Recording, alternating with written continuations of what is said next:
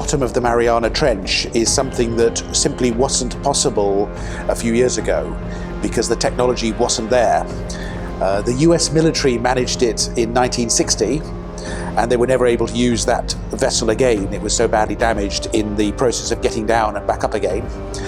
James Cameron, the famous film director, managed it in 2012, but equally his craft was unable to be used again. He spent a lot of the time down there just trying to get back alive, and only very recently has this third submersible become available, and it can actually go down and back up again without sort of fighting to get back alive. And so having seen this possible, I very much wanted to be on board. We started in Guam, which is in the Pacific Ocean between Hawaii and the Philippines.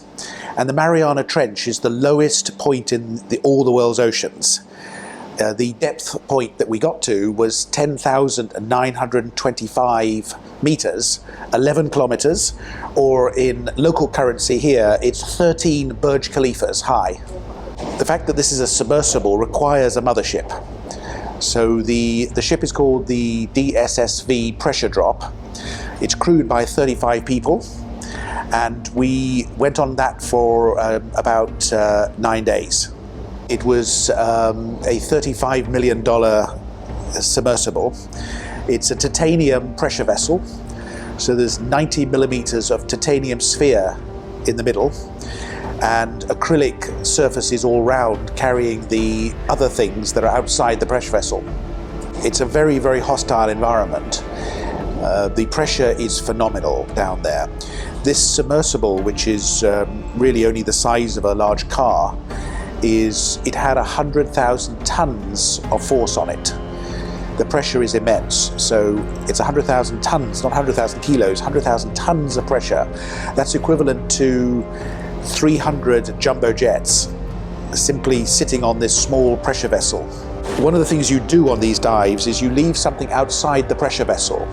This is a normal polystyrene drinking cup, and this is the same cup which has been exposed to 1,200 atmospheres pressure. And these cups do compress rather nicely to show what happens. It takes about 4 hours to get down from the surface to right to the very bottom, and that's descending at about 1 meter per second, which is a comfortable descent rate. The craft gradually adapts to the pressure as it goes down.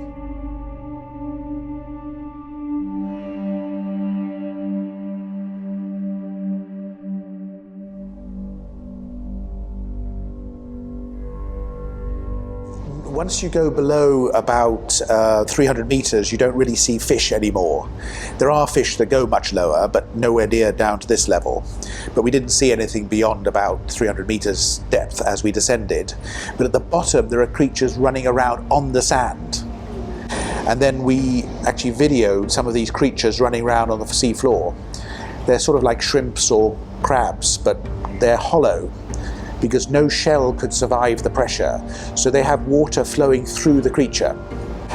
My show and tell object for what we captured down there is my little friend here is in fact a shrimp-like creature that we captured at the bottom.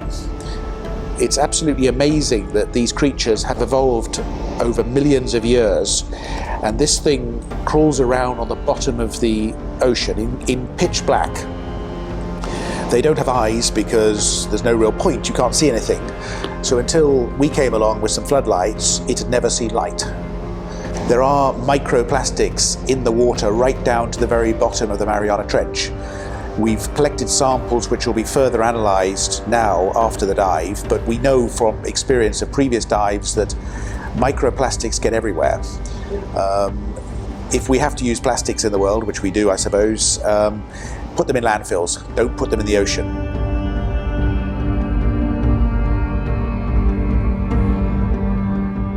There are limitations to how long you can stay there because it's a very hostile environment. The batteries are running down.